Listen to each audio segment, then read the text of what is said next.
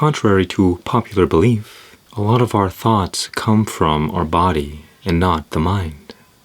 And you might say, Mr. Buddha, who are you to talk like this? And I would respond, Me? I know who I am! Look, we falsely associate the mind with the brain because that's just an easy way to look at it, okay? But the fact is, we have many different minds that account for the overall intelligence of our system. Take, for instance, the unconscious mind. The unconscious mind is the intelligence of our body. It is the dark void in which all of our thoughts arise and fall back into. So, whatever information is stored in our body might come back up as an intrusive thought. Now, one way our system can store information is something I call the screenshot effect. You see, feelings and emotions are the language of the body, while patterns and symbols are the language of the mind. Whenever you have a strong emotion about something, your body takes a screenshot of whatever pattern that you are experiencing at that moment. And that snapshot is stored somewhere in our body. Our system does this as a survival mechanism. If we were to see a dinosaur and knew that it was going to eat us, our body knows, okay, when you see a dinosaur, you should feel afraid. In the same way, if we eat a tasty apple, our body knows, okay, when you eat an apple, it is tasty. So go and get more. Enjoy yourself. Throughout our whole lives, this process is going on, all the time. One interesting way to look at this is that suppose you were in the 6th grade, and the teacher asks a question, and you knew with all of your might that you would get this question right. And so you raise your hand. Pick me. And the teacher does pick you. And you say what you believe to be the truth, and yet you were wrong. And not only wrong, you were so wrong that the whole class laughed at you. And so what might happen is that your mind receives a pattern.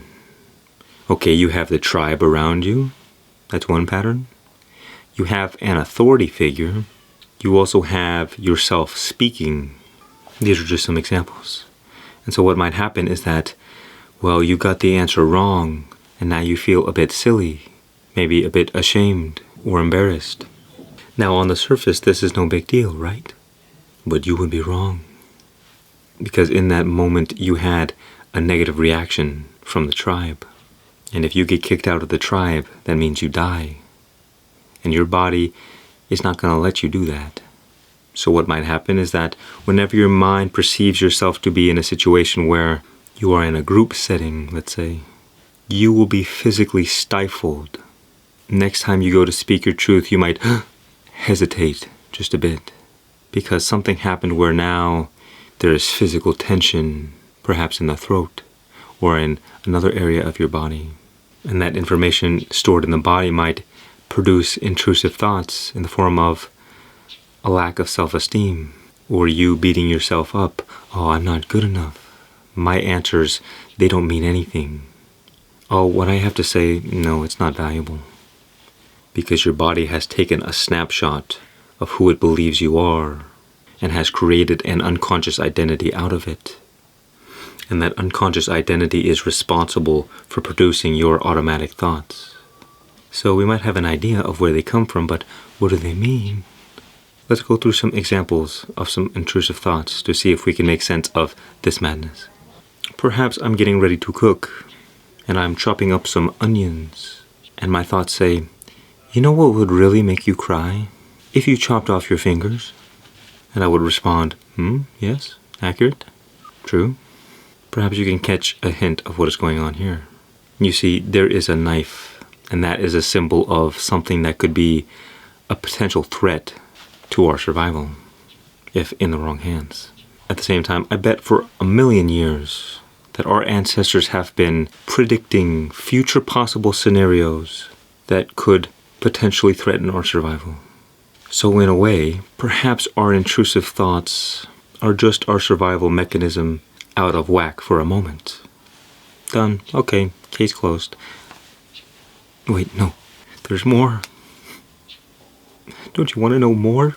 What if I'm driving down the street and I see a bunch of old grandmas and they're having brunch and I suddenly get excited at the notion of all of these bonus points I am going to receive if I simply shift my hands from the positions of 9 and 3 to 12 and 6. And I would say, no. Well, Stop it. Get some help. although in a moment we will go into when you should actually start paying attention to your intrusive thoughts. But when it comes down to it, I think they simply seem to be what-if scenarios that would have extremely detrimental consequences if we were to act them out. And we can kind of get obsessed with these thoughts because they are rooted in fear and survival. Our body takes the past feelings of pain and our mind free associates, meaning we make up imaginary scenarios in our head that would potentially threaten our survival or the survival of the people around us so that we can avoid them. There's a quote that sums this up perfectly by a man named Alfred North Whitehead. And it goes, "The purpose of thinking is to allow our thoughts to die instead of us." Now, one important thing that we very much should pay attention to is if we are having repetitive intrusive thoughts over and over again. Rather than one-off free associations, repetitive intrusive or negative thoughts are a symptom of a threat that can be much more real. From my experience, depending on the content and the pattern of the thoughts, intrusive thoughts can be a message from the unconscious. Here's a story that I like to use. Imagine you were walking down a nice, rosy path one day when suddenly you hear a large, scary noise in the distance. You look and see a big, dark figure running at you at great speed. There's nothing you can do. It's over. You're done for. You have been found by the one and only Frankenstein. Frankenstein approaches you, flailing his arms and screaming at the top of his lungs. You, however, just aren't having it. You think about punching him, but clearly you do not stand a chance. You think about running, but you are never the fastest rabbit in the bunch. You see, both these options will not work because Frankenstein is trying to alert you that your house is on fire.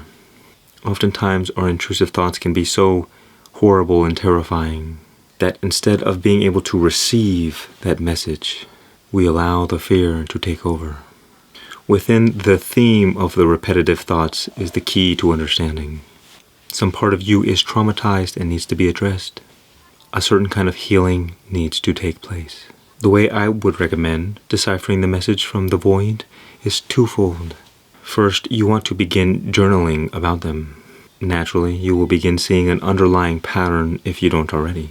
Certain ideas will pop out to you, and over time, bit by bit, you will begin to paint a picture about the common patterns that are arising. The second thing to do is to take those themes that you have discovered and see if you can find them in Jungian psychology. I have found that Carl Jung and his followers have such a comprehensive understanding of the human psyche that this would be the best place to start. And you will discover things about yourself that you would have never understood otherwise. Once you have a higher level of awareness of what needs to be addressed in you, now you can do something about it. If you don't know what the problem is, there's really nothing that you can do.